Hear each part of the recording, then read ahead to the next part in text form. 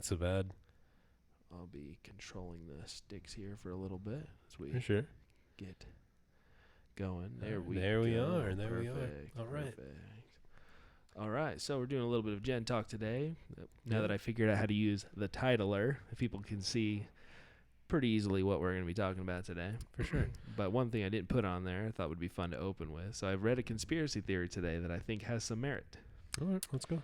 It is, although we may not have any grounds to talk about it, but I think it'll be fun. So it basically goes like this. Women's pants all have small pockets to encourage the sales of purses. That's not a conspiracy. That's a fact, isn't it? I think we're pretty I think that's pretty known. Like that's absolutely why. That's one of those ones. I think I never put it together, but it makes perfect sense now that I heard it. No, absolutely. Well, it's kind of like, and again, this is going to make me sound like a broken record, but a lot of problems are tied to capitalism. Like, you wouldn't think that feminism is a movement that's inherently antagonistic towards capitalism, but you look at the price difference between male and female razors, for instance. The only difference is that one's pink, and they usually cost more. Magazines constantly tell women, they need to wear more makeup, or they need to wear, designer clothes, or, they need to lose weight with this new diet pill that we're selling.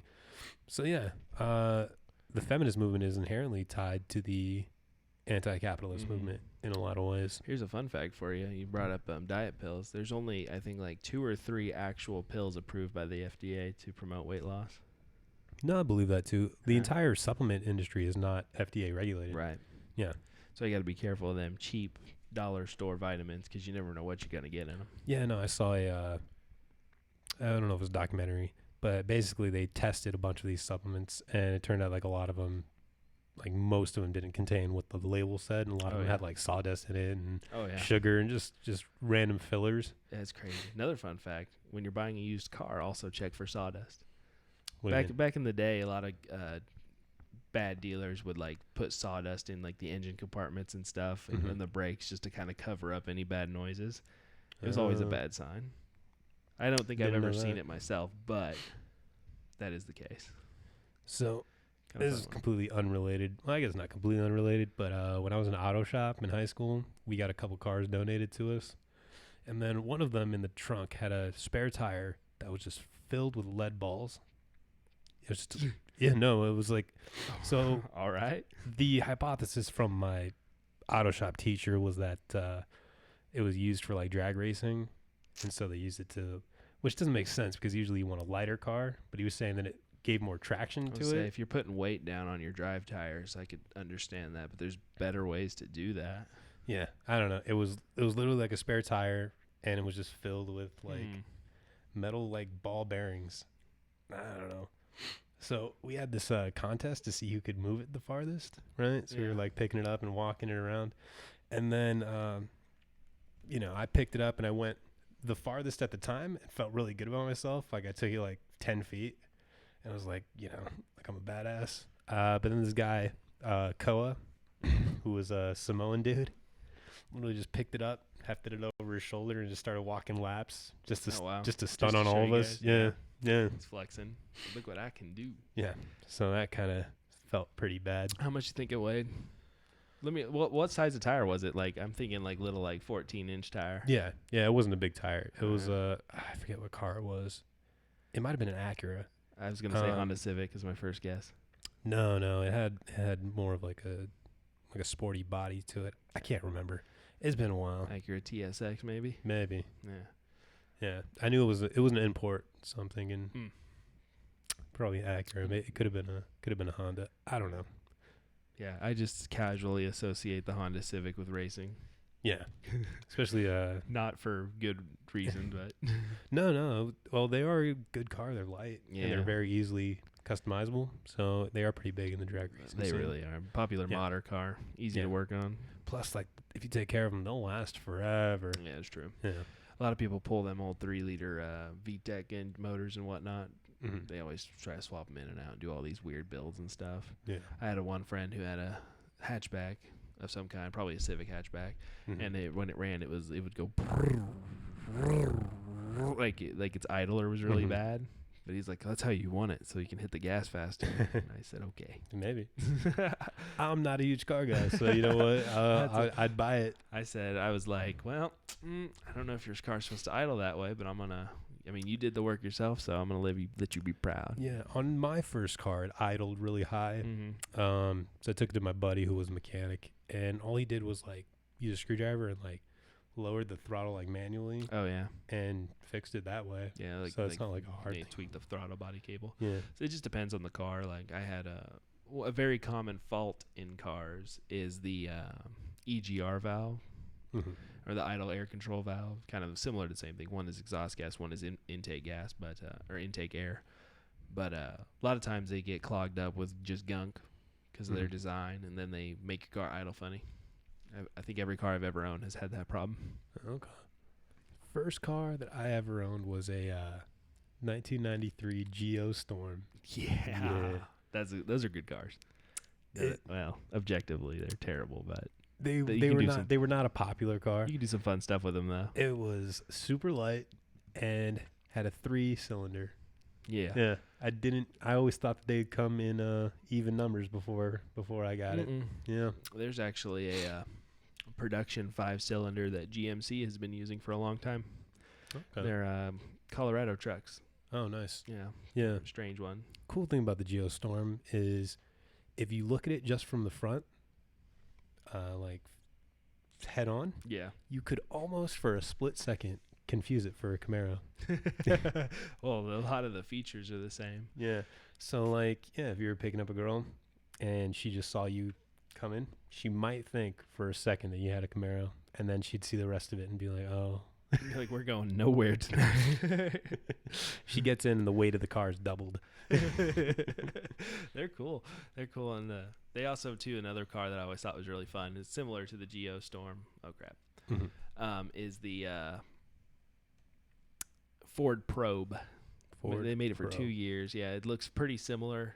Mm-hmm. Your typical Probe runs for about 2 years, and then they're junk.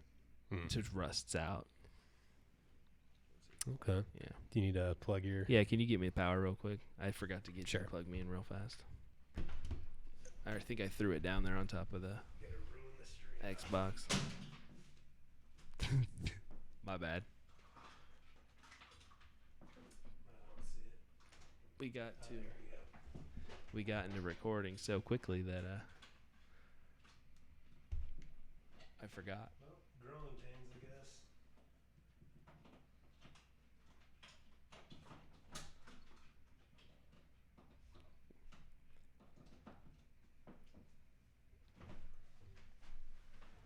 There we go.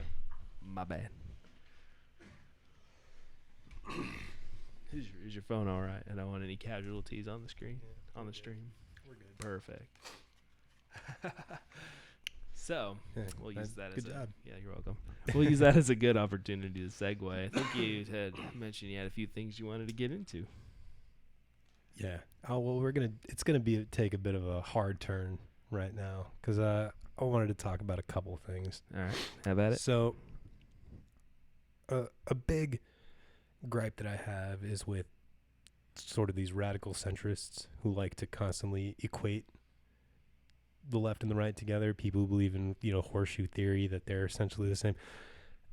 And so recently we've had a couple of violent incidences that had happened. One that a lot of people didn't talk about was this self-professed Antifa guy who later was found out not to have any actual formal inclusion with Antifa. Basically, though, he went to storm an ICE detention center in an attempt to free the people being detained, and he firebombed some cars and then got shot dead. I got his name pulled up right here. It was 69-year-old Van Spronson. Right? So, which is weird that a lot of the major news outlets didn't cover this, but a lot of right-wing talking heads kind of went on this big rant about how violent Antifa is. But I don't want anyone to be misled into thinking that left and right-wing violence are in any way comparable. Because if you look at the numbers, Antifa has killed 0 people. Zero. That is not a single death. Sure, they do some property damage sometimes, and they throw some milkshakes at people, but 100% of political violence-related deaths that occurred last year were done by right-wing terrorism. 100%. When left-wing terrorism, if you want to call it that, happens, they just go and riot and, break Starbucks windows. But when right-wingers commit terrorism, they actually kill people. So just today we had another shooting, the Garlic Festival shooting, where 3 people were killed. And I think that they were all children, correct? There's just like a 16-year-old and a 13-year-old. Yeah, I'd have to double check it, but yeah. And while the motives have not officially been released, it had been revealed that he'd been reading sort of a white supremacist book and posting about this whole might is right thing. And so if it were to turn out that this guy was, in fact, a white supremacist, then it is just another point to the right-wing terrorism that is rising in this country. Hate crimes have risen. Right-wing terrorism is on the rise. And if you include it, like Oklahoma City bombing, if you want to go that far back, then hundreds of people have died because of right-wing terrorism. So a lot of people will try to equate Antifa to them and make Antifa this big boogeyman and that they're violent terrorists, when in actuality that's just not the case. Yeah, and it's just one of those things. Like when people hear, violence, it's so easy to categorize it all together. You know what I mean? Like it's easy to say, all violence is wrong. But, it's like that's not the point that people are getting at here. It's like I just read a study yesterday or the day before that said that terrorism increases, with immigration, right? That's a very right-wing calling point. But the truth is, it's right-wing terrorism and domestic homegrown that increases with immigration. Mm-hmm. So, nobody's going to ever advocate like, yeah, violence is great. It's like, no, you have to look at the causality that's causing these instances to rise. And you have to also take into account the damage caused by it. Are you going to equate property damage to human lives?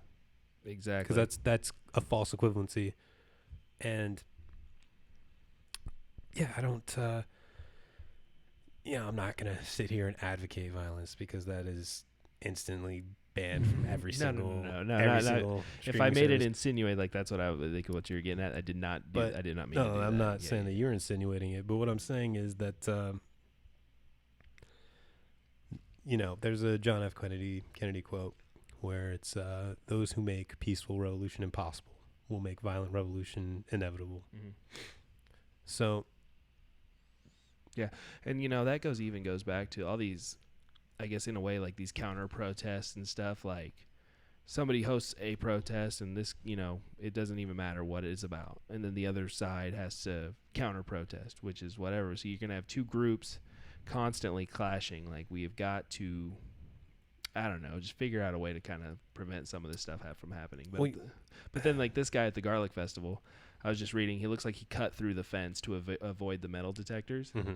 and that's how he got in to start. Yeah. So it's like, what are you supposed to do? Well, and that's another thing that I think needs to be looked at is the motives behind these two most recent acts. So one guy firebombed some property in an attempt to free children. One guy shot up a festival in an attempt to assert white supremacy. So even though you may say that they were both violent, the motives behind the violence are clearly different because, let's be honest here, a lot of rights weren't won by asking nicely. Right. Slavery didn't end because they just asked the slave owners really nicely, like, "Hey, do you want to just let us go?" Haiti's occupation. They didn't win their independence by asking people to leave, mm-hmm.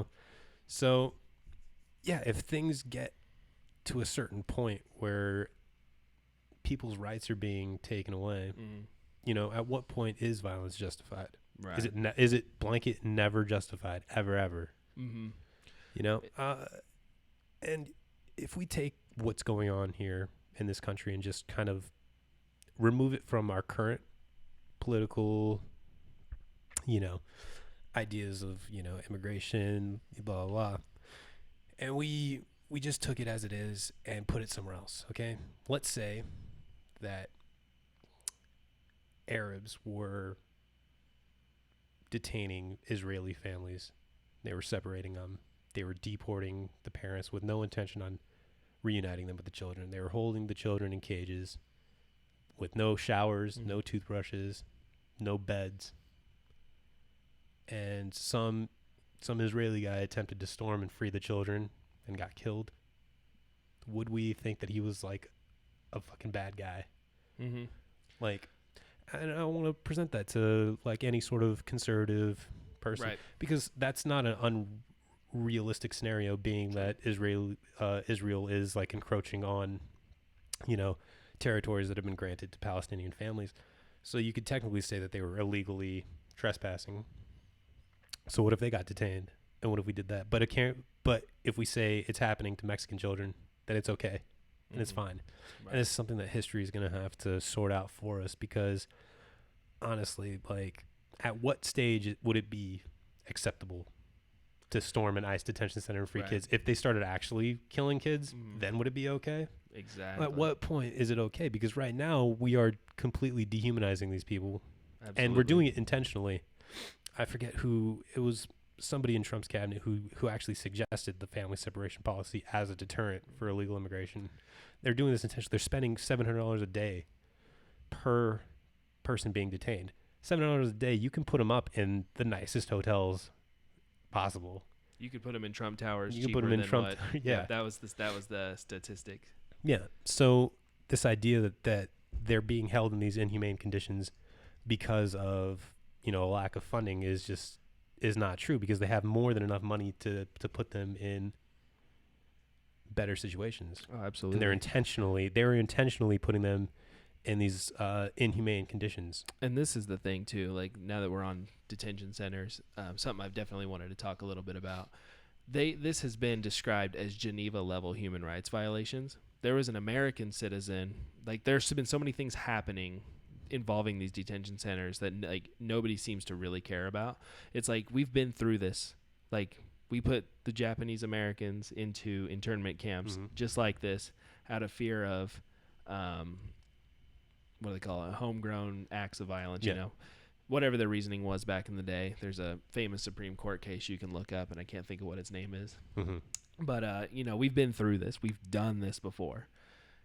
And so you had a 9-year-old American citizen put in a detention center because her face didn't match her passport photo. But she was an American citizen. Well, there was also that 19-year-old kid who was in the detention center for 30 days. Yeah. Lost like 20 pounds. 26 pounds. Yeah. So we're doing it to American citizens. Yeah. So I read a report the other day that, or a while back, and I could find it if I needed to, that suggests about 14,000 American citizens have been deported since Donald Trump took office. Americans. Yeah. See, because this comes back to a bigger, almost philosophical quandary. It's like, how do you prove you're you? Maybe you have a social security number, but that was never meant to identify you.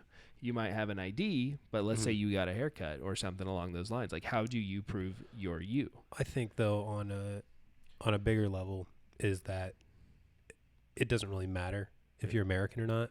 Like, what we're doing isn't okay. Yeah, isn't right. Yeah. Isn't right. Geneva but of course, level rights violations. But of course, the argument is that these people came here legally. But no, it turns out we are doing this to American citizens as well. Yeah.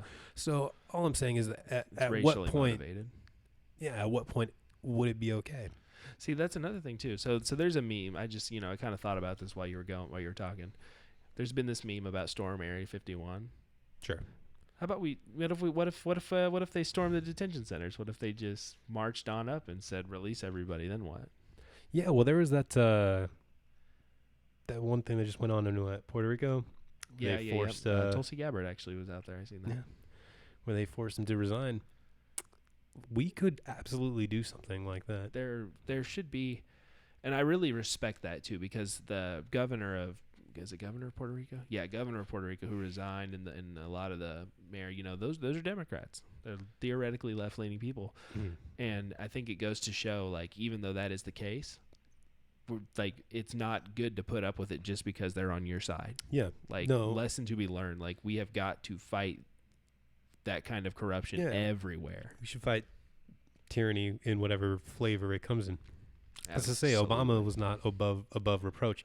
There's actually a lawsuit going on that started in 2014 about how Obama's detention centers were doing forced labor of immigrants.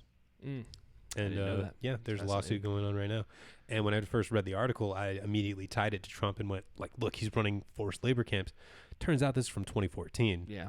They were running forced labor camps under Obama. Mm-hmm. And Obama had one of the highest levels of deportation Mm-hmm. of And any U.S. president. you know, Obama expanded the drone striking program. Yep. And Obama never closed Guantanamo Bay. And Yep. so, yeah, just because he was a Democrat doesn't mean that he's above reproach. Right. And that accountability is what makes our democracy great. But if we're not utilizing those kind of tools to hold those people accountable, what are we doing? Well, that's sort of like another... Does the inaction make the American people as complicit as the people who did it? Like, you know what I mean? Yes. Well, see, that's a hard one. Maybe don't answer that. In some ways, because we do theoretically have a democracy wherein these people are supposed to represent our will. Right. So when they're doing this, they are representing us. And if we're not holding them accountable, then we are basically saying this is what we want. Yeah, this is what you're doing is what we put you in office to do. So yes, if you now it's a lot of pressure to put on the average person who's just trying to make ends meet. That is very true. So honestly, entirely. Yeah. So if you just have an opposition towards it, even if you could be or you're active on social media, like posting about how this is wrong, or if you're protesting, or if you're voting against these things that are going on, then I think that if that's the most you can do, then that's the most you can do. The worst offenders are the people who are trying to say that this is okay. Yeah.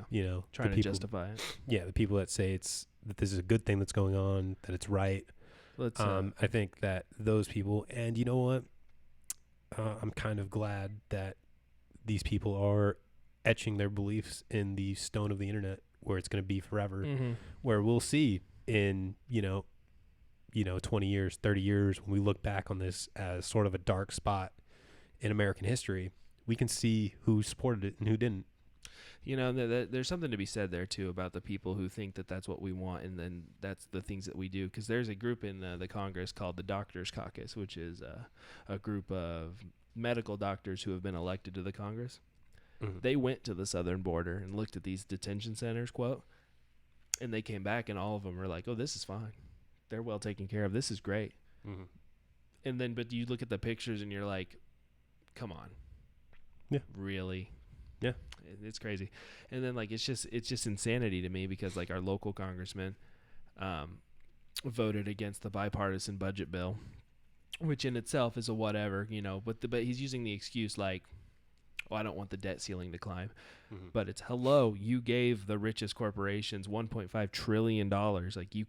You can't argue that. You've already shown what you stand for, but it's just regular people, like you said, they really just don't have time to look, and then you try to explain it to them, and then it's just so hard to get that point across. It's you're like, look, and it's I'm not trying to call you wrong. I'm just trying to explain to you that it's not what you think it is. Well, I think you just have to look at it for literally what it is. We don't take into account that these are Mexican kids, or that these are from another country.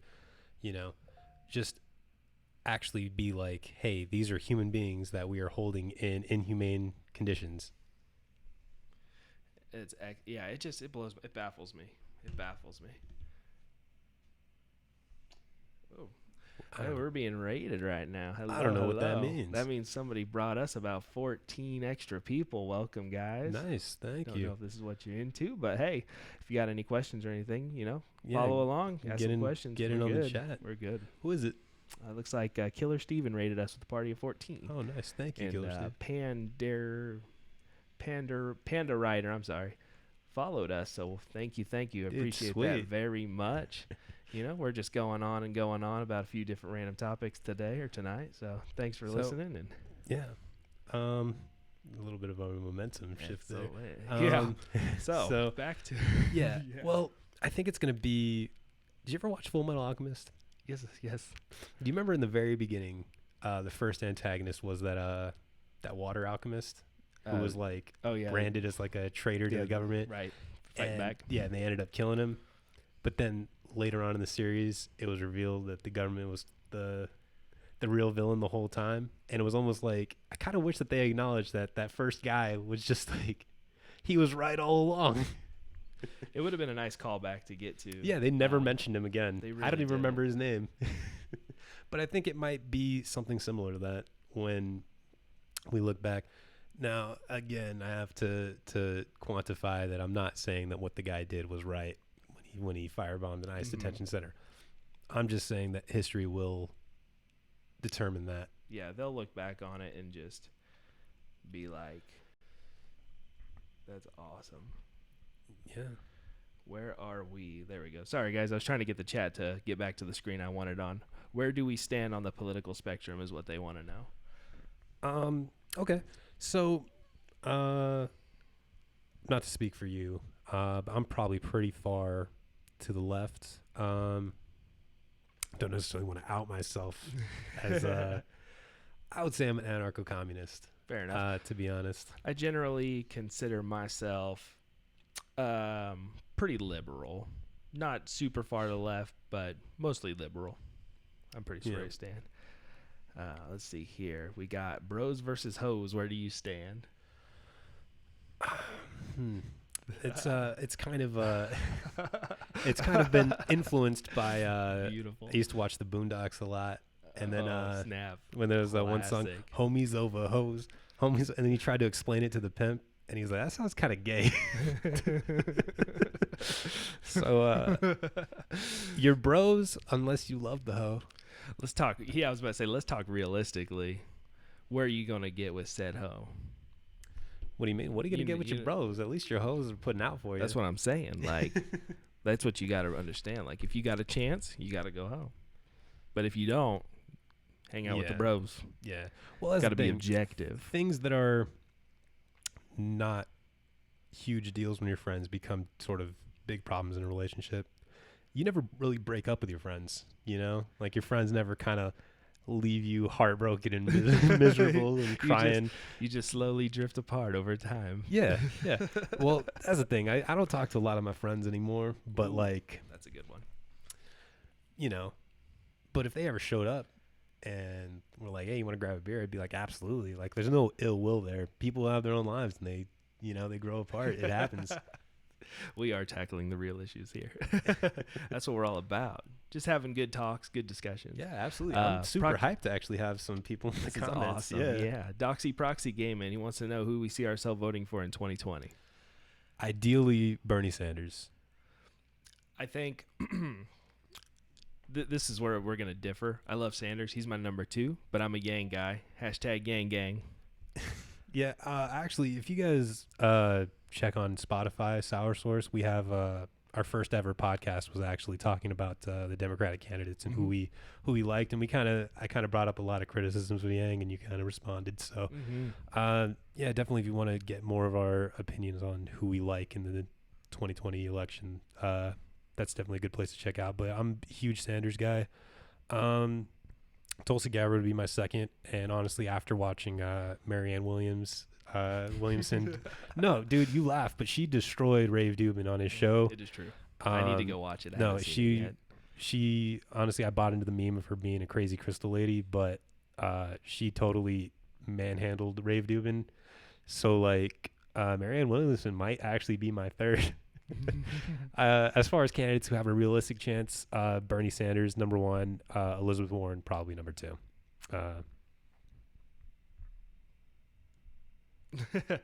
I want to tackle the side argument going on here. We got a guy in our chat named Sprite Supremacist, and then somebody asked him, "What about Coke?"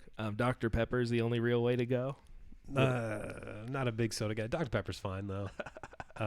Honestly, back when I played football in high school, my coach said soda's the worst thing you can drink. Haven't drank it since. Well, there was 100 and some odd year old woman in Texas who claimed her longevity was on account of Dr. Pepper every day. So yeah, no, it always seems like the people that live to be like 101. They're like, what did you do? It's like I drank bacon fat my whole life, smoked 2 packs of cigarettes an hour. That's how I lived so long. Meanwhile, you could be like a vegan who jogs every day and drop dead at 40. Hey, what are you gonna do? Doxy Proxy wants to know, what's the most far left view you hold? The most far left view I hold. Ooh, that's a tough one. Let me think. Abolish prisons. Disarm the police. The abolition of wage labor. The abolition of private property. And of course, there's caveats to all of these things that I would have to explain further. It's not that necessarily like anyone could just walk into your house and take your things because there's no more private property, but more in the sense that you couldn't own things that where other people's labor took place and then you get to claim all of the profits for it is more of like you could still have personal space and personal property, but as far as like, yeah. So there's just a couple things, and they're definitely things that we had intended on doing a deeper dive on in further shows. Mm-hmm. Yeah, we'll hit on it. We'll hit on a lot of different things. I think only thing for me, my farthest left leaning view, I would say the biggest one that's been on my mind right now is making sure that the government, and this is going to sound really lame, but the government stands between businesses in making sure that everything is working better for its citizens. See, so that's sort of, I think, the difference between us is, would you consider yourself maybe a social democrat? Probably. So you would still be a capitalist at the end of the day. Yeah. Yeah. I'm okay. The power curves. My God, I've been playing too much other games, but the power strike. I'm okay with the linear stuff. With I don't mind that people are millionaires if they got there on their own. I just think that we shouldn't be exploiting people for their benefit. So yeah, social democrat is a good way to put it. So I mean that's fair. However, we made a move towards social democracy, with the New Deal and with FDR. And all it did was sort of stem the inevitable, which was crony capitalism. Right. Capitalism will kind of always gravitate towards that. And so if you have the opportunity to eliminate that, like, would you not? I mean, I don't know. I kind of hold my stuff more as an ideal, like as things. It's kind of like the shadow hand of the economy. I think I've talked to you about before. Things will gravitate eventually over time, and it's. I think that's where I think the government should really just take the time to pull it back, rein it back in, which is kind of where we're at now. Nothing is reined in private corporations pretty much ever, and now it's time to really get things kind of back to where we should be. Yeah, and don't get me wrong. Like, again, like I have my beliefs, but I also have what I believe is realistic, and I think that social democracy is a stepping stone to what I want to achieve. But I also, I think that to go straight from what we have now to anarcho-communism, anything short of a violent revolution wouldn't make that possible. If we want to do it through actual voting and using the proper channels, it would require stepping towards social democracy to eventually what I want to achieve. But so yeah, like Bernie Sanders is a social democrat, and I love the hell out of the guy. Oh, yeah. Sure, we don't exactly have the same beliefs, but we do need him. Yeah, I respect that. We just need to get some steps in the right direction. Okay, someone asked what social democracy is. So, what is being referred to as democratic socialism in our political sphere? Kind of popularized by Bernie Sanders and AOC, is actually mislabeled social democracy. Democratic socialism is socialism, as in a post-capitalist philosophy, whereas what they are actually arguing for is the Scandinavian model, which is social democracy, which is capitalism with a strong welfare state. So it is still capitalist, whereas democratic socialism is socialist. So that's what I mean when I say social democrat or social democracy, is I'm just kind of trying to correct that mislabeling that's been going on, because Bernie Sanders at the end of the day is not really a socialist. He is still a capitalist. So he incorrectly labels himself as a democratic socialist, when what he really is a social democrat. Let's see here. Do you want to attempt to get into this one today? They want to know how an anarcho-communist is not a massive contradiction unto itself. Okay, sure. So basically, and I am not a huge reader in like I wouldn't call myself an expert on Marxist philosophy. But from what my understanding is and what I've already believed but never had like a label for it, it seems that anarcho-communism lines up with it. So basically, anarchism or anarchy is the abolition of unnecessary hierarchies and the abolition of the state, and it is not the abolition of the government. So the distinction is that the state is restrictive. The state is what sort of encroaches on you and tells you what to do, whereas government is like social welfare programs that actually help the citizens. That's the distinction between the state and the government. So anarcho-communism is not a contradiction. Anarcho-capitalism is a contradiction because the moneyed class is a hierarchy. And also you wouldn't be able to maintain private property without the state intervening. So anarcho-capitalism is actually the real contradiction. We could probably get more into it like later, but I see some more questions. Yeah, we got a lot of questions coming in. This I is like pretty, it, this guys. is pretty, Keep 'em this is coming. pretty Keep 'em great. coming. I'll respond here. Is it AIM Higa?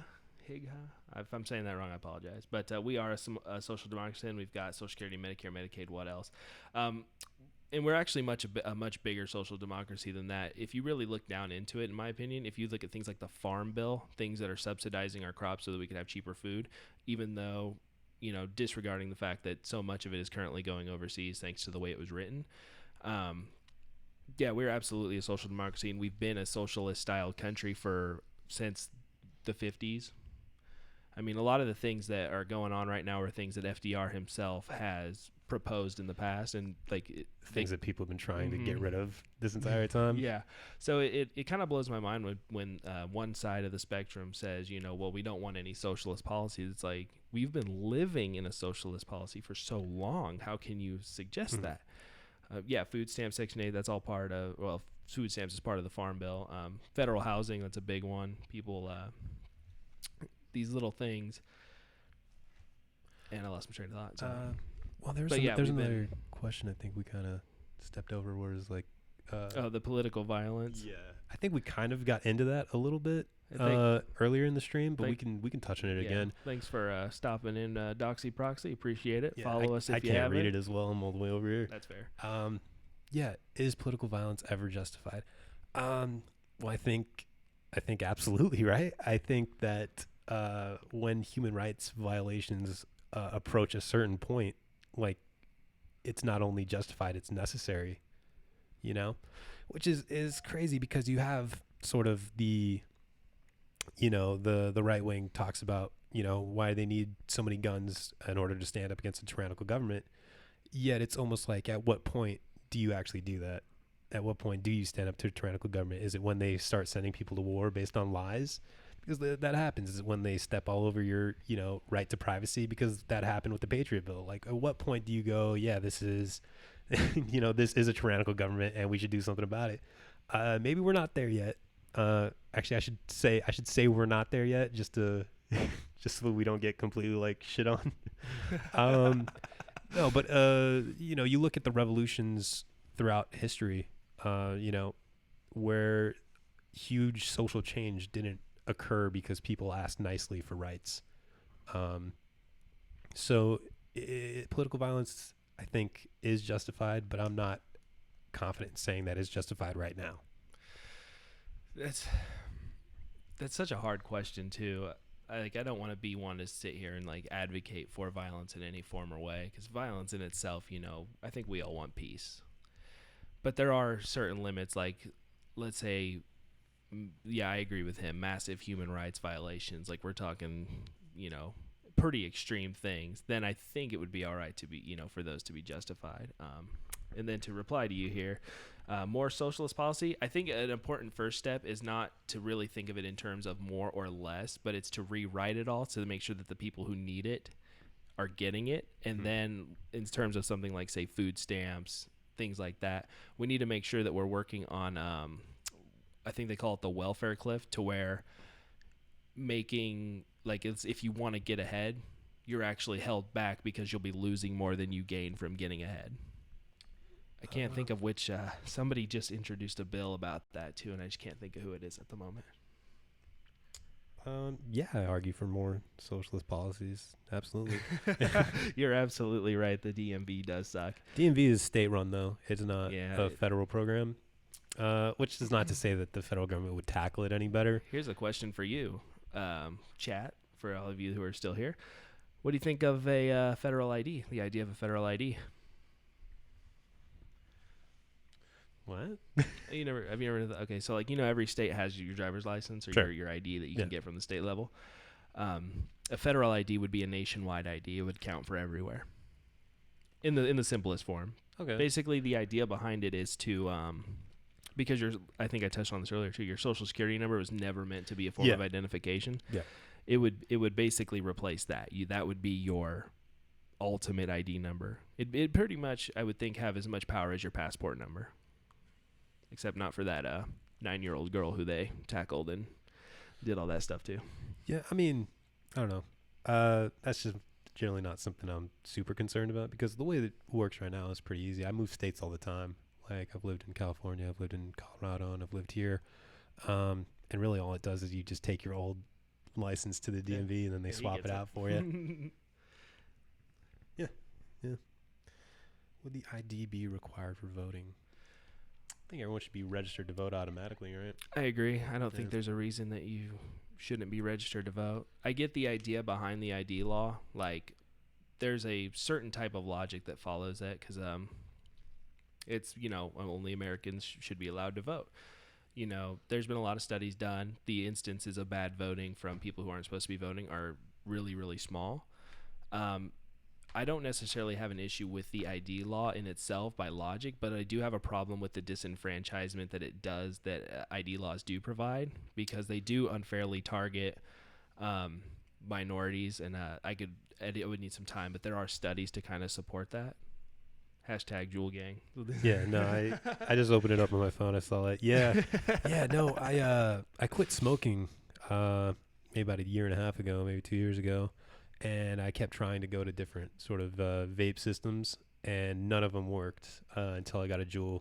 And I think it's just because there's so much goddamn nicotine in it. That's the only thing. It's the only thing that stops me from smoking cigarettes. So isn't there a current what do they call it? Conspiracy that Philip Morris or the owners of Marlboro like bought Juul out or something like that? I haven't heard of that, but I did hear that most like vape companies are like parent owned by tobacco companies because they're seeing a sort of, I think our generation is the least smoking generation like in American history. So they're definitely, it would be smart for them to start investing in vapes. But yeah, did you actually hear that nicotine is a nootropic? It might actually be good for your brain. So I have heard that. I've heard a lot of things on that. I'm not too well versed. Yeah. I'm actually not too well versed on the voter ID controversy. Could you maybe shed a little light on because I know it's been touted as being like racist. Yeah, generally speaking. I think the biggest idea behind it, and I'd have to get back into it for a little bit, but the biggest idea behind it is that certain minorities don't have as easy access to the required documents to get their ID. So when you put that barrier in place, it makes it harder to get your ID and thus harder to register to vote. That's the I know it's been used, primarily to suppress votes from like minorities. I just wasn't sure how it was affecting them more than anyone else. Yeah. So then to respond to your second comment about the national ID and incorporating that, as long as I don't know, this might be just the idealist in me, but as long as you can make it in a way that it's universal and fair. Like if there's a way to do it where it wasn't disenfranchising, it would work. But that's asking for a lot from what is effectively a piece of paper. Okay. I am what is it? I'm Higa. If I'm mispronouncing that, you can correct me at any time. Okay. So what about incentive to work to do better? Why would I do better in work or whatever if I won't be rewarded? I don't do charity and tax is already high enough. Okay, so Yeah, no, that seems to be a consistent argument touted by the right. However, it it wouldn't be your money unless you're above a certain uh, income threshold. So if you were making millions, then your taxes would be higher. But I think Bernie Sanders, on his website last election cycle, I haven't checked it this time, but he did release his tax plan, and it actually didn't raise taxes on anybody making under $100,000, and I think it actually lowered taxes towards people that were making like between 100 and 500,000. And it only increased taxes on the super wealthy. Now you can look that up yourself. I don't know if I'm 100% correct on that. But the argument is that these things don't exist in a vacuum. People don't earn their money like manifested out of sheer will.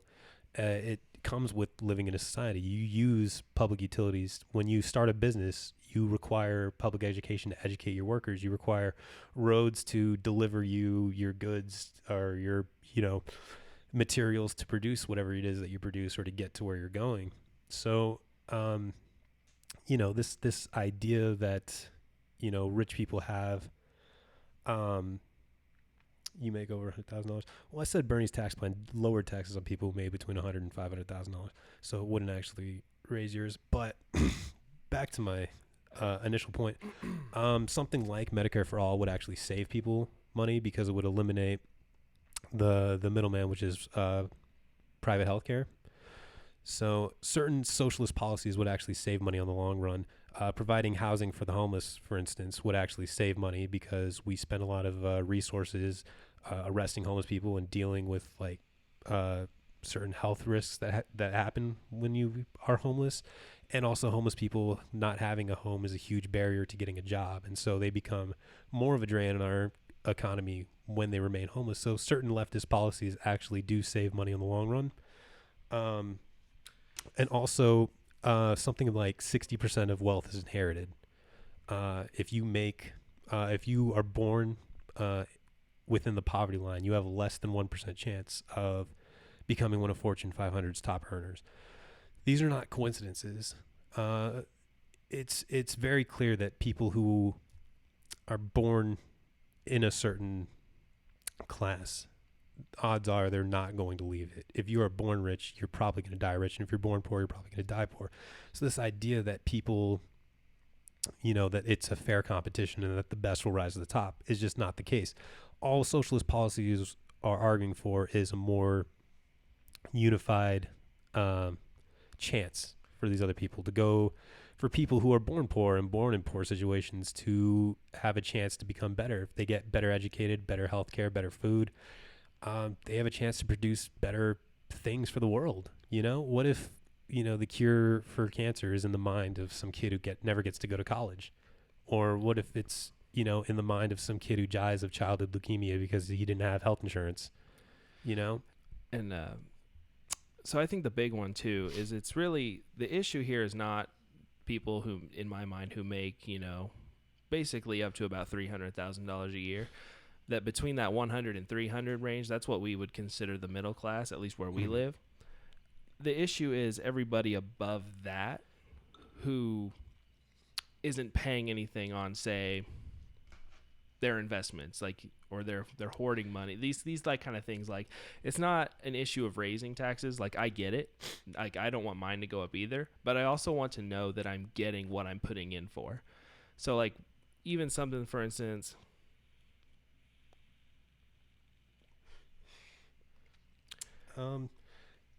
so this idea that you should be able to make it, and we've discussed this on a previous stream, in that I don't come from money, and I moved out of my parents' house as soon as I was 18, and I worked really, really hard for all the things that I have. But there were definitely moments in which, I was struggling, and, I would have to call my mom or my parents to be like, hey, could I get, $100 spotted to me so that I can afford rent this month, especially when I was like 18, 19, living on my own. But you have to acknowledge that there's people who don't have that. There's people who don't even have any sort of support network, to be able to do something like that. I had my folks co-sign on my first car, You know, there's some people who don't have that. And, you know, those things kind of pile on. If you can't afford a car, then you have to rely on public transportation. You're increasing your, you know, commute times to a lot longer. So there's just certain things that become unavailable to you the less you have. And so the idea is that just because things are going okay for you doesn't mean that there isn't a problem for the rest of the world. I'm doing fine. You know what I'm saying? Like, I got a place. I have enough free time to do the things that I like to do. You know, I definitely would like more money, and I would like more things. But, you know, something like free college isn't going to affect me. I already went to school. Something like healthcare, like universal healthcare, isn't going to help me because I get really good healthcare through my job. But that doesn't mean that these aren't massive problems for other people. Something like, you know, millions of people don't have healthcare at all, and are literally one medical emergency from becoming bankrupt or dying. You know, so that's just something that I would like to eliminate, because it's not a problem in other first world countries. You know, if you are born, or if you develop like childhood cancer, there wasn't any sort of amount of hard work that could have gotten you out of that. You know, that's just something that happens. And if your family has to go bankrupt just to keep you alive, you know, that doesn't seem right. You know, and not to bring up like anecdotal stories, but there is that story that I read about a dad who got diagnosed with a terminal illness, and rather than stay alive at the expense of his, like, all of his savings and putting his family into debt, he just killed himself. You know, and that stuff like that are things that I don't think should happen in a developed world. That we have the resources, we absolutely do. We have, you know, the most billionaires of any country. And that's another thing. I don't think that you can ethically earn $1 billion, because money has diminishing returns. You know, you take $1 million from Jeff Bezos and he wouldn't even feel it. But if you gave $1 million to somebody who makes $20,000 a year, that's life-changing money. If you split up that $1 million and gave it up to 100 different people, that's life-changing money. Hell, if you gave $10,000 to somebody who makes $20,000 a year, that's life-changing money. See, I wanna touch on this here. This live by the rule, or if you learn the rules and play by the rules, you should be able to, quote, make it. That line of thinking, generally right. If you do everything right, you should be able to come out ahead. I don't think that's wrong. But the issue I think that a lot of us take a problem with is that not only do a lot of people not start from the same spot, but they also don't end up in like, I could follow all the rules. Like, I could play right, like I have a good career, I could retire, but then I wouldn't be able to retire, because where I'm at, basically, I'd have to work till I'm basically 80, and I live, I would say, comfortably. So, yeah, because this idea too that a lot of the people at the top didn't play by the rules. A lot of them did do tax evasion and tax havens. And they're that's what I wanted to get to. And they're framing the rules. So it's not so much that it's not fair for it's not fair for everyone, because there's a certain subsection that is literally making the paths that we're allowed to follow, basically. Yeah, when you have money that, you know, moneyed interests that lobby politicians to pass certain laws that make things easier for them at the expense of everyone else, well, then they're changing the rules to benefit themselves, and there's no amount of following the rules from, you know, the working class perspective. You know, not everyone's going to invent Amazon. Not everyone's going to create like the next big thing that's going to bump them up into the moneyed class. A lot of people just have to get regular jobs, and they shouldn't live subpar lives because of it. You know, that is a big issue too. I kind of brought it up earlier too. Is just the ability to retire. Like, how long should somebody give 40 hours of their 40 years 40 hours a week of their life in order for them to live comfortably?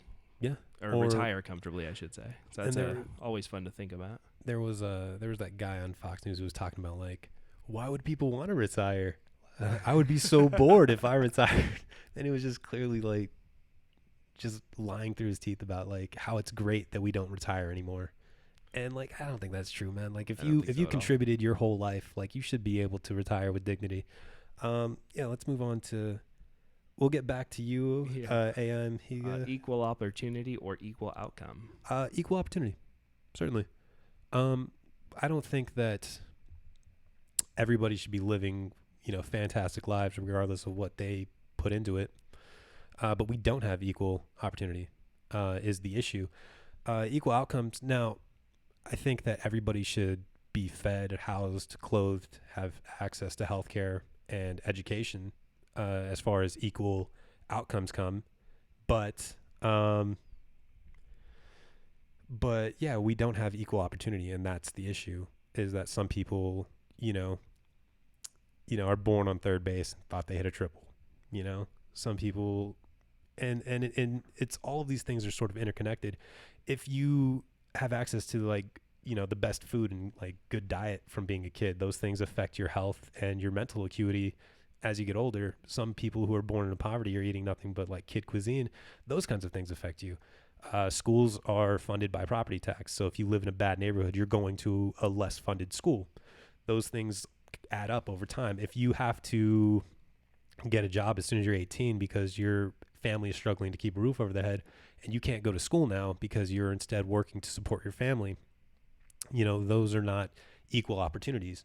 Whereas if somebody, is born wealthy, gets access to private tutors, private schools, better public schools, they can go to university flat out without taking in any debt. They had different opportunities than somebody who was born, in the working class. So we don't have equal opportunity right now, which I think is more important than equal outcomes, if that answers your question. I would agree. I think equal opportunity is vastly more important. And then, just looking at the latest comment, open a business, not everybody can open a business. There are resources you can do. You can go to SBA, or you can contact your state's local small business group, but it's not always feasible because, like, let's say you live in an underserviced community. If you open a business there, you're almost dooming yourself to failure. Take a look at small grocery stores in rural areas.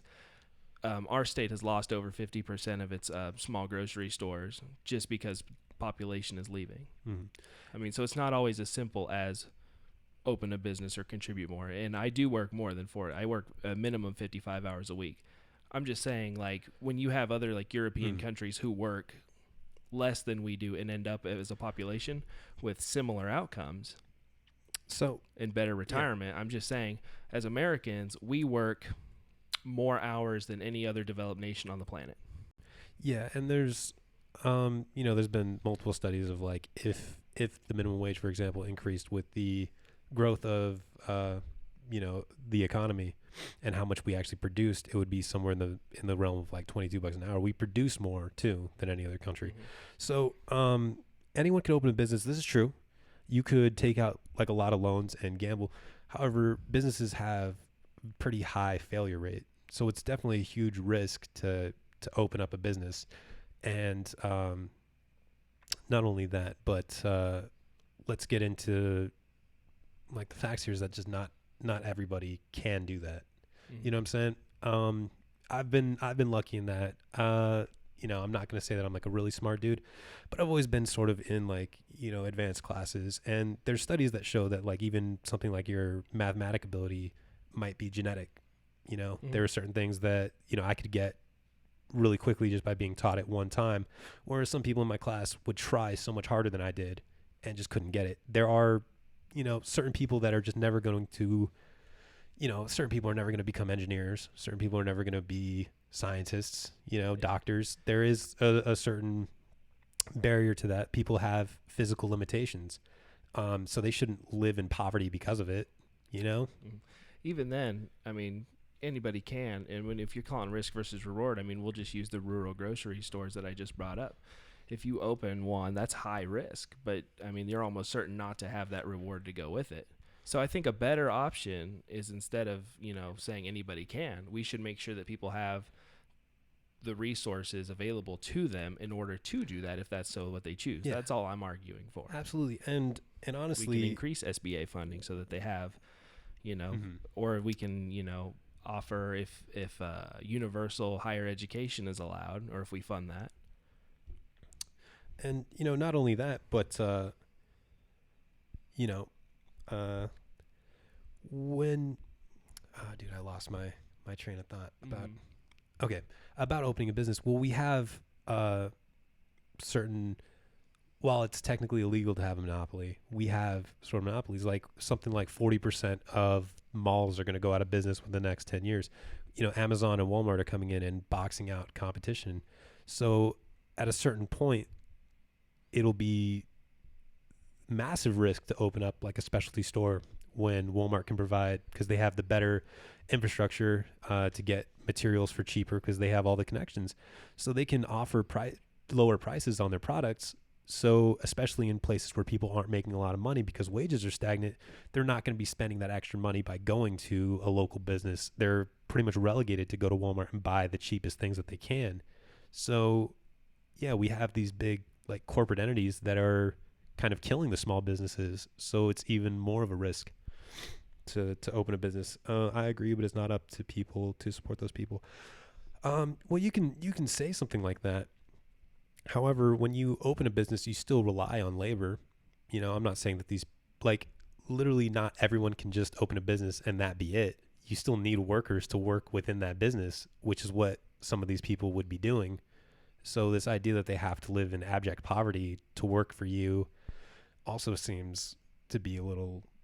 It's almost self-feeding. I mean, there was a podcast I listened to a while back with a sociologist who talked about the rural to urban flow, like the way kind of things are right now. He basically summed it up as, if you want to live rurally, then you better have a lot of money, because that's the only way you're going to be able to support yourself. Otherwise, your only option is to go to urban centers.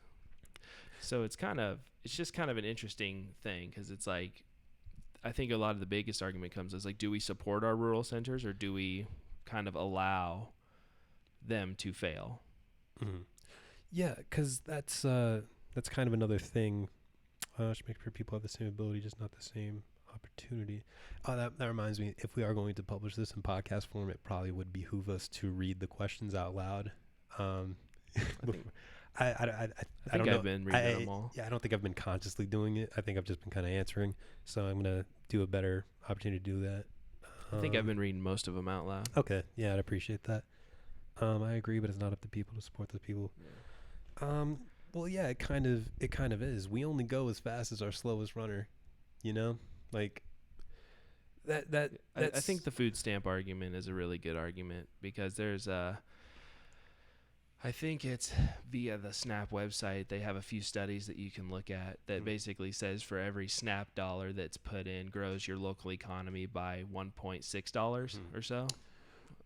I'd have to double check that one, but in sort of an argument for food stamps, or even the elimination of food stamps, would be that with the advent of food stamps, we are now subsidizing workers the wages that their companies aren't paying them.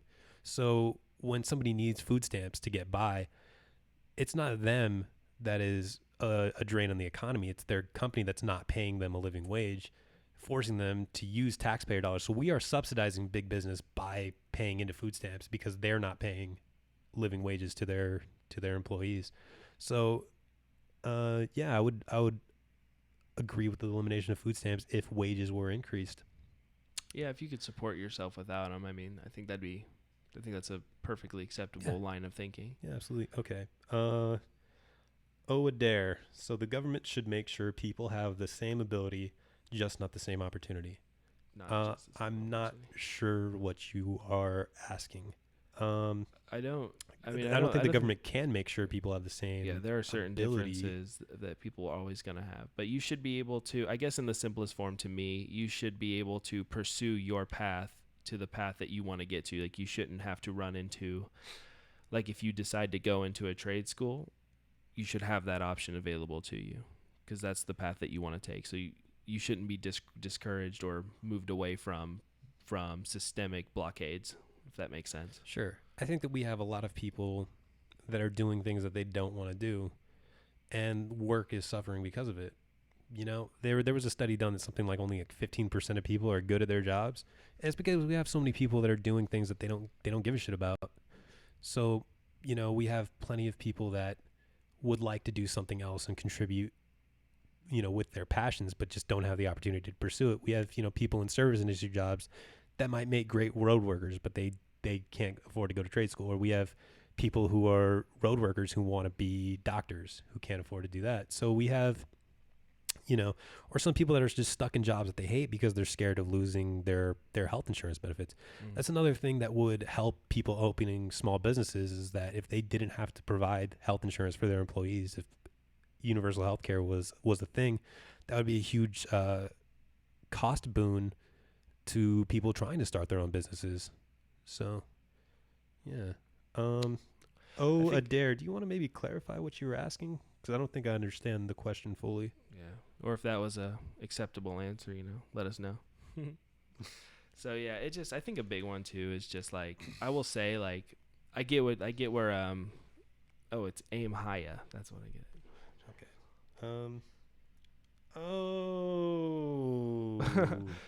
Duh.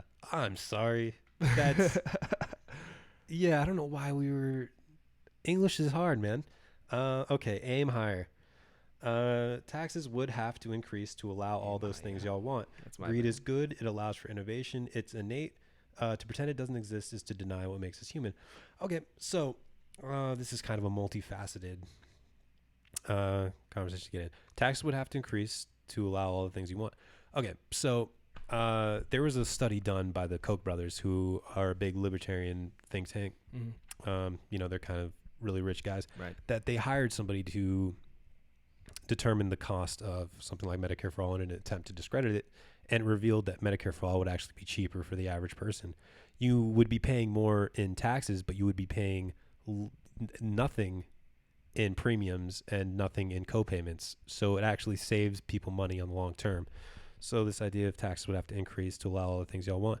Not even necessarily true. Elizabeth Warren's tax plan to provide her student debt relief was something like a 1% tax increase on the top tax bracket. Literally 1% from the people who don't need it the most could completely eliminate student debt and provide for free state tuition. So honestly, we would just have to raise taxes on the highest tax bracket in order to fund a lot of these things. Sure, would the average person have to pay a little bit more in taxes? Yes, but I don't think that they would mind if they knew that they would actually be saving money in the long run. Yeah, and it's all about, like I said earlier, it's all about receiving what you're supposed to be receiving in the first place. And it's all about the top earners. Mm-hmm. These guys who are hoarding money, corporations who haven't paid any income tax at all in the past how long? Many, many years.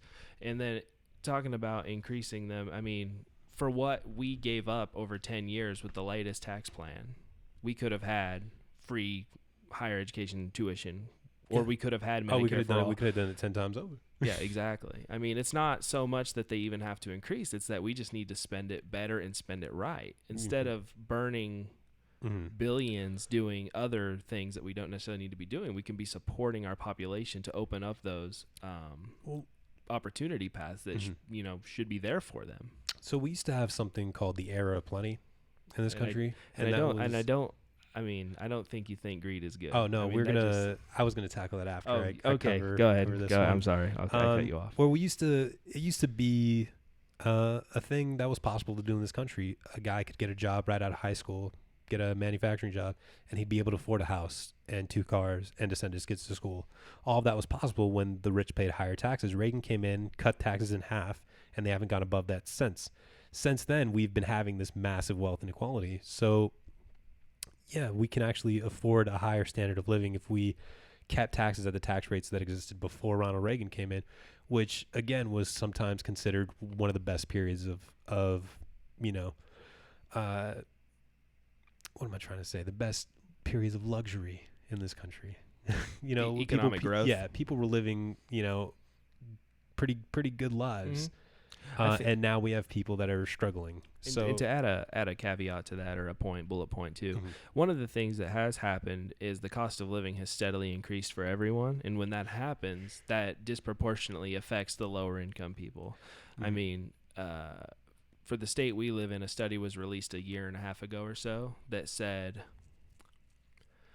for a family of 4 to live what we would consider comfortably, meaning all your food needs are taken care of, your rent, your bills, all that stuff is taken care of, and you can absorb minor financial issues.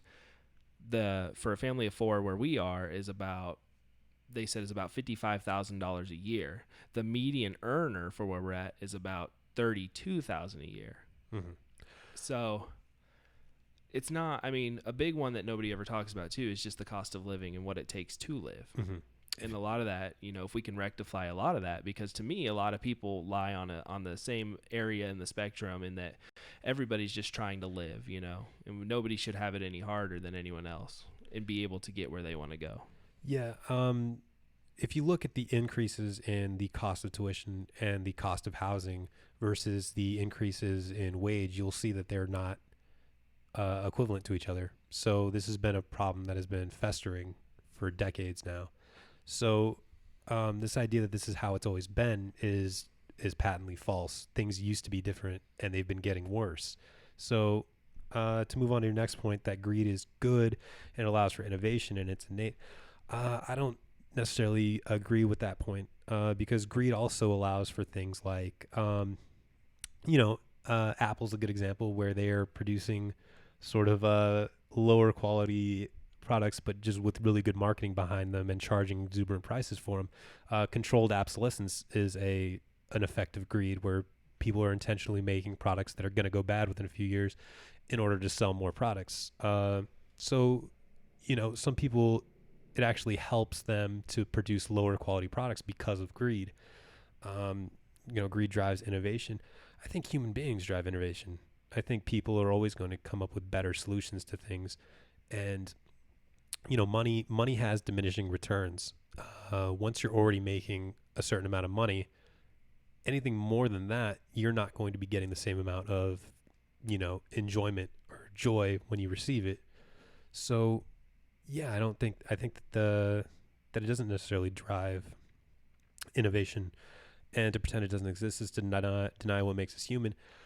And I disagree with that too, because I'm a human and I disagree. So, the fact that there are people who you can have greed for more things. Yeah. Yeah. So see, I think as Richard Dawkins, the evolutionary scientist, he proposed a theory at one point in time talking about like how the human mind kind of developed altruism and a need to support others in your local tribes and society in order to boost it. I don't know if anybody's ever heard about that, but I remember watching him in a video talk about it. That, long story short, the innate sense of helping other people within your community is the driving force behind growth of society, basically. I'd have to look that one back up to find that clip for that one, but I always thought that one always kind of stuck with me. I was kind of like, okay, yeah, kind of like that. And we didn't get to the moon with greed. And another one too to talk about greed is good. I mean, what's the guy with the $800 EpiPens? Martin Shkreli? No, it wasn't. Well, I don't think Martin Shkreli was the EpiPen guy. It was another drug that he gouged the prices of. Okay. Or insulin is the big one. I've seen in a lot of. I like it. A lot of people. Insulin is a good one. The Canadian inventors of insulin sold the patent for $3 way back when. Yeah, the same as the guy who invented seatbelts. Like, he didn't patent it, so that all cars could use it. So Volvo, the Volvo guy. Yeah. So I mean, people will, I think, still do good things. And it's not like we're trying to say, at least me anyways, it's not like I'm trying to say that I don't, like, if you make a massive innovation, like a friend of mine once argued with me, he's like, should Bill Gates not have all of his money for making a product that everybody uses? It's like, no, I'm not saying that. I'm just saying that where we are and what we can do with what we have available to us is a lot better than the individual for everyone. Yeah, I would like to read Loquazo's, sorry if I'm mispronouncing your name, his comment. Lacascio, maybe. Many people could want to innovate just for social recognition. Who wouldn't want to have its name written in the history books? Which is true. I think that in an attempt to hey, little JXY Beamer, how you doing tonight? Yeah, I think that's a good thing too. I think there are a lot of people who do want the betterment of human beings over personal greed. Yeah, like the healthcare industry is a great example of it. We have people who are rationing their insulin, people who are dying because of greed. So I don't think greed is inherently good, nor do I think that it is inherently what makes us human. I think that it's a learned behavior and a learned response. We have a very consumer society that has been foisted upon us since children, definitely a huge sort of rational fear of any other economic system other than capitalism. These are learned responses. There was actually a good study that tied individualism to like the development of language in different communities. Like in like Asian countries, the way that they speak is different in that like one, they don't refer to directions by like left and right, but they use cardinal directions, and they think that that psychologically bases positioning on the way the world is rather than the individual left or right, you know. Another thing is they have less like accusatory language. Like if, you know, someone's jumping on the couch and it breaks, they don't say like Jimmy broke the couch. They say the couch broke, as if that's a thing that just happened to all of us. So this idea that, you know, there's definitely people who study psychology could probably explain it better than I can, but it is, I think it's something that can be unlearned, you know. Could you react to a song? I do want to do a quick shout out real fast before you get to that. Thanks for the follow, Amaya. Appreciate it. Oh yeah, definitely appreciate that. Could you react to a song? Yeah, I guess there's no reason that I couldn't. If it's within our technical limitations here. Oh yeah, because we would have to look it up on YouTube. What song? What song is it? Little XY Beamer. If it's not Old Town Road. We got them horses in the back. Horse tag is attached. Hat is matte black. Got them shoes in.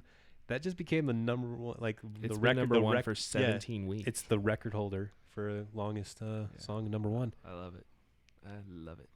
Could we get that song name, Little Beamer X, or Little XY Beamer? I was gonna say. So a couple of the other little things too. Hey, you have a good night, Amaya. Yeah, I hope we see you next time that we're streaming. Absolutely, we'll try to stream at least twice a week. So absolutely, yeah, it'd be nice to talk with you more. I always love community. I love the engaged. discussion. Yeah, That's the big absolutely, one. absolutely. I think one of the biggest problems in here in this day and age is nobody wants to just sit down and talk. Yeah, and definitely if we can talk without being, you know, insulting to each other or demeaning to each other, and actually sort of try to understand each other's points of view. I think that's the most beneficial thing that we could do. So sweet. Awesome. But you take care now. Yeah, absolutely. So Thank you. in the meantime, while we're waiting for that track name there, one of the other things I wanted to talk about too is a little more on the tech side, because I thought it was kind of cool. But I think it was Sony made a portable air conditioner you can put in your clothes to keep you cool. Yeah, no, that's been around for a while. I remember seeing like windbreakers that had little fans in them. Oh no, this is like an actual air conditioner. Air conditioner. Yeah. Okay. Yeah, that'll be one for the greed. With this, it's a good technology to come in now with these growing heat waves that are just destroying everywhere. Yeah. Little JXY Beamer, you still there? Let's see here.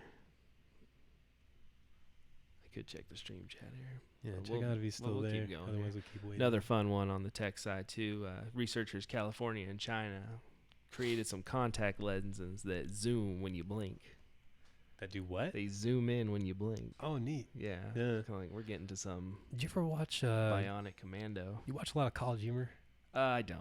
I should. There was they had like a POV series where it was just sort of a guy like in his head during certain social situations, and there was one where he was taking a test in history class and he was trying to cheat, and he was like looking over next to him and he's like, why can't human beings zoom?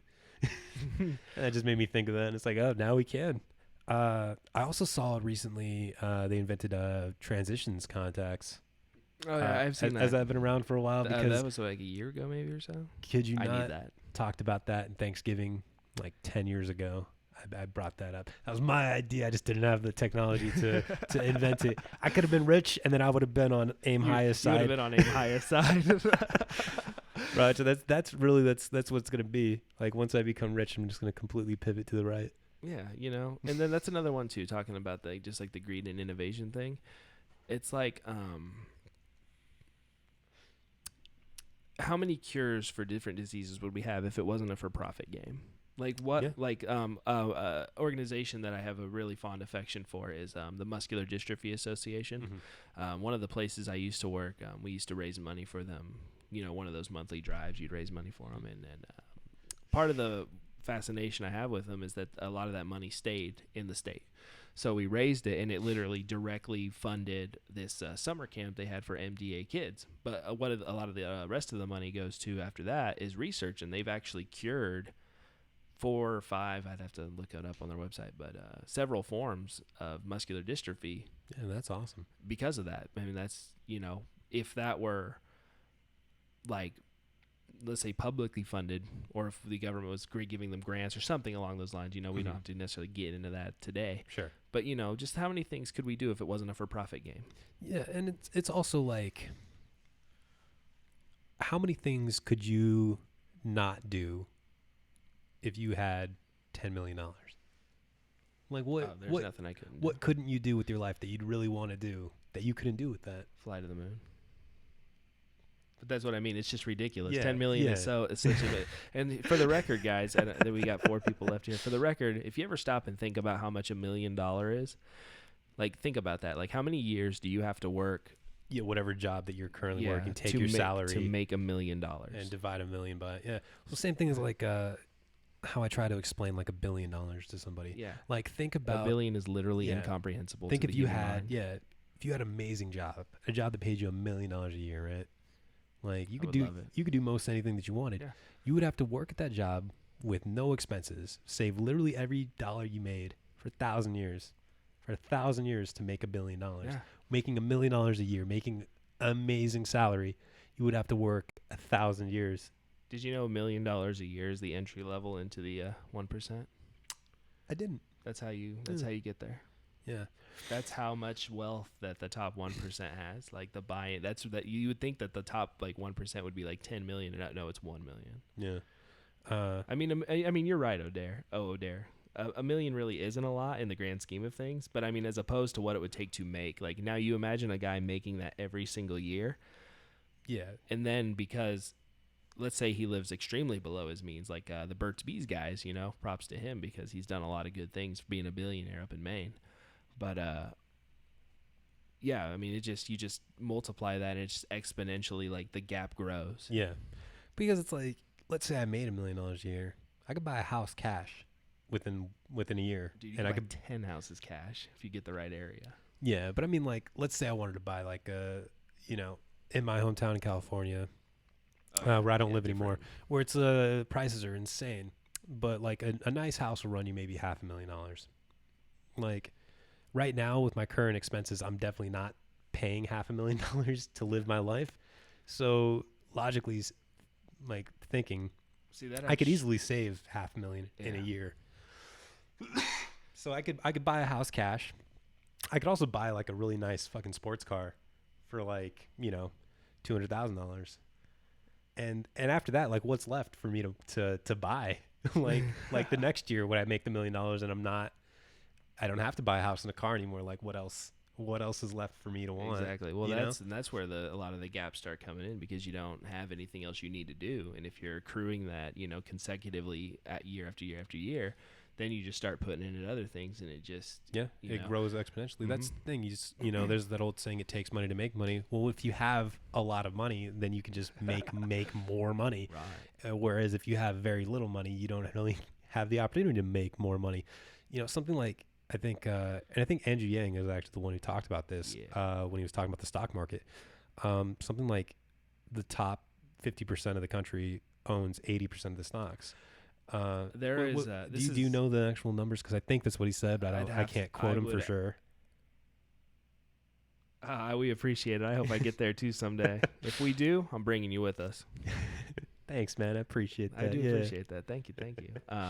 I don't remember the exact stock market number that he gave, but there is a fascinating stat that nobody kind of really knows, and I have the graphic saved on on my phone somewhere. But there's like 20 individuals who sit on the top 14 companies' board of directors, mm-hmm. and they're the same guys all the time that sit and run these companies. Yeah, it's fascinating. Honestly, I think we should probably this is a longer podcast than we've ever done. Oh yeah, it's actually probably one of the longer ones. Yeah, probably split it in half and upload it as 2 separate episodes, because I don't think we're going to be able to maintain somebody listening for possibly an hour and a half. So maybe we can split it up from like our discussion, cut it in half to like the actual like questions. Cut it up and stuff. Yeah, we can do that. Yeah, that seems like Probably a good idea. So there's one last little bit I want to get into here because it is getting a little late for me. Yeah. Hey, thanks for the follow, Dare. I was just about to ask if you would too. Thank you. Sweet. I appreciate it. So there's one last little bit I wanted to get into, and it's a report I read today. A big thing that people often have against Medicare for All is that it's going to put an increased strain on hospital load and doctors. Like there won't be enough doctors to go around. There was a study released today, or maybe it was yesterday when I saved it, that talks about the Affordable Care Act, since the Affordable Care Act became law and adding, X million people to health plans all around the country, and they found no significant increase in hospital admissions. Yeah. I think speaking for me personally, I don't have a whole lot of health issues, so whether or not I have health insurance is not really a determining factor as to whether or not I'm going to the doctor. I won't go to the doctor unless something's wrong with me, and I think most people would probably like that. I mean, you'll have a few like hypochondriacs who would be like, if it's free, I'm going to go, every day. And I think that counts as what I call the fringe estimates. Like you're always gonna, no matter what issue you have, you're always gonna have a handful of cases that are on the outside of what you would expect normally. But those few, I guess, bad apples really shouldn't spoil your batch. You know what I mean? Yeah. Like it's just silly that it costs $1,000 just to go to the ER because your primary care physician, it doesn't work past 5 o'clock. Or even like, it costs upwards of $1,000 to get an ambulance ride if you need it. Yeah, that too. Yeah, that was a rough one. Yeah, that was a rough one. Yeah, you ready to cut all out right, here shortly? I'll say we'll have to go ahead and call that for tonight, guys. It's getting a little late. Got to go to my day job tomorrow. If you haven't followed us and if you liked what you hear, please give us a follow. Kind of what we do here is just kind of discuss and bring up interesting topics that we want to talk about. We do talk a lot of politics, but we get into other stuff too. So if you liked what you had, we appreciate you guys coming out tonight. And we stream games very infrequently, but it happens every once in a while. Yeah, we do a little gaming stuff too. Just a little bit of everything. Yeah. Thanks for everyone for listening, and absolutely shout out to everyone who followed and people who participated in the discussion. It was a lot of fun. Yeah, if you join us next time, think of any interesting questions you want us to get into. We're always happy to generally give an opinion as long as it's nothing too crazy. I'll get into the crazy. I'll get into the weird. I've been holding back this whole time. So, all right, guys, have a good night. All right, see ya.